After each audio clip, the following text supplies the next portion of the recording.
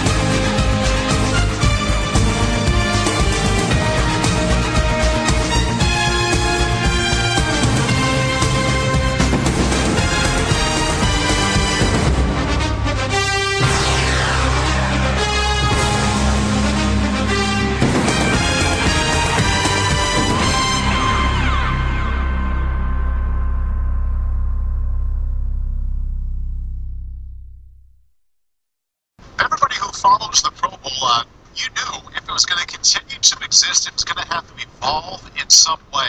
And not just a few changes, major changes to what this game is going to look like, what it's going to feel like in the years to come, announced today.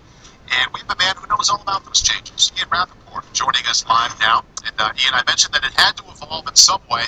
What do you know about what it's going to be moving forward? Well, Paul, it absolutely did have to evolve. You know, as recently as October, NFL Commissioner Roger Goodell seemed to say that if things did not improve, there would be no Pro Bowl at all. Instead, the players in the NFL got together and created an entirely new format that changes the way, Paul, not just in the way that the game is played, but also in how the teams are picked. First of all, it's no longer going to be AFC versus NFC. Now it's going to be playground style. The top two vote-getters are going to pick the team, along with a couple of celebrity captains. Our own Deion Sanders is one of them. Jerry Rice is another. There's also going to be fan involvement. Two fantasy experts for NFL.com are also going to be involved in choosing teams. I play fantasy football on NFL.com. I do not expect to have any role in that. What's really fun is if you look at who the top vote getters are, a lot of times it's some of the biggest names in the NFL. Maybe Tom Brady picking one team, Peyton Manning picking another team. Lots of fun there. Should really add to the fan excitement going forward in the game. And then just as far as how the game is played, there are several new changes. They're going to add 2-minute drills at the end of the first and third quarter just to kind of raise the level of excitement. No longer are defenses, Paul, forced to play man-to-man coverage. That's one thing. The game clock itself is going to be a lot faster. All these things, Paul, just to add to the excitement and make the game a lot more watchable. Relevancy of importance is achieved on a consistent basis only when you're willing to modify your course of behavior and tweak your pattern of execution, particularly when the one you're on is yielding ineffective results. In the case of the NFL and its Pro Bowl, it's going under a dramatic transformation and receiving a much-needed facelift and makeover in order to maintain its viability and retain the fan interest in the game. The NFL and its Players Association generated a joint press release on Wednesday detailing that the changes to the game are designed to make the Pro Bowl the ultimate fan-friendly celebration of the game.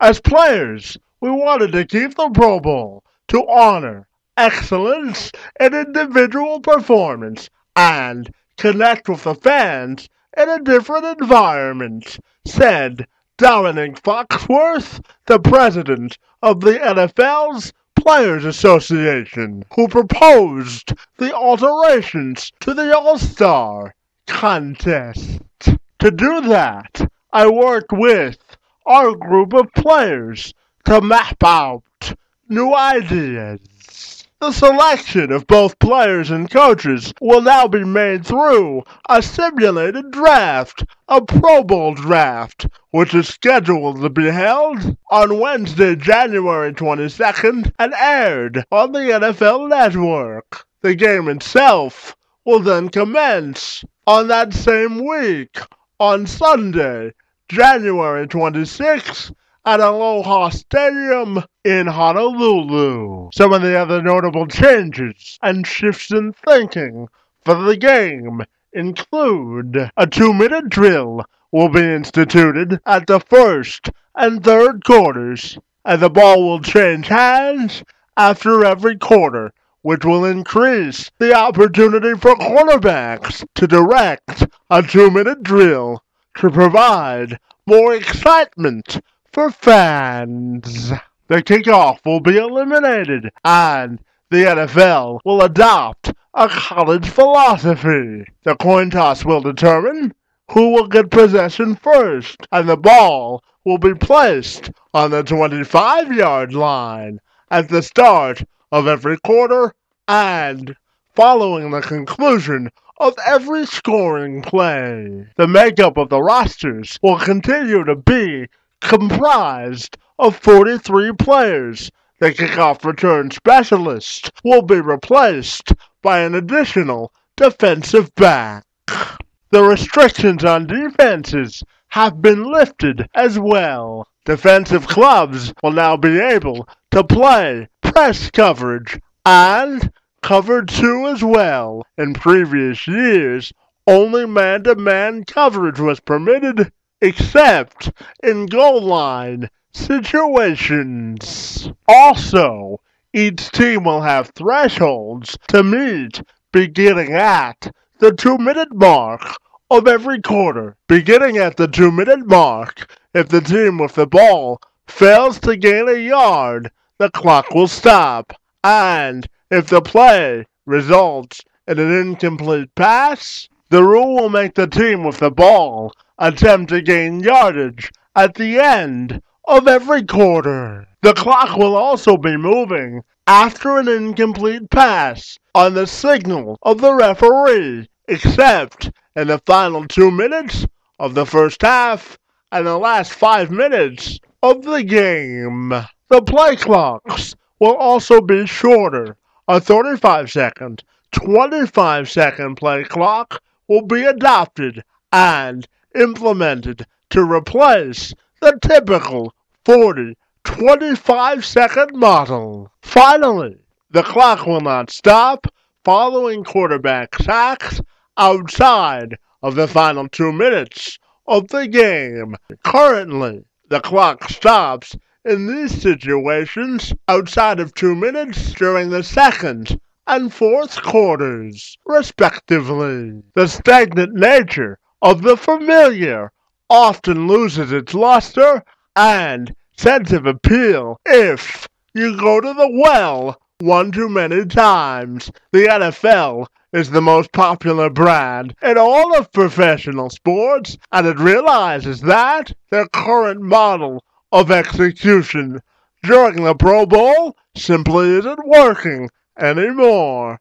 And sensible people made some sensible changes to the All-Star game for professional football. Hopefully now, it'll provide fans and everyone interested in viewing the excellence of performance of the Pro Bowl is now given an opportunity for some diversion, some creativity, and versatility in presentation and the end result. The NFL had to do something in order to maintain the fan interest and justify the reasoning to continue to adopt the possibility of the All-Star game in football. And with these changes, they've appeared to accomplish their goal. And now they get to roll it out and see just how well their rethink and brainstorming effort went in order to improve the Pro Bowl. If nothing else, this leisure watching experience has now got more interesting? Will it cause fans to watch and tune in to see the improvements to the game? My friends, only time will tell until we get that answer. Roger Goodell was right about one thing in particular. The NFL couldn't sit idly by. And in order to increase the demand of the Pro Bowl, change in this situation will hopefully turn out to be the right thing to embrace. Kevin McShann, Sports Beat, reports.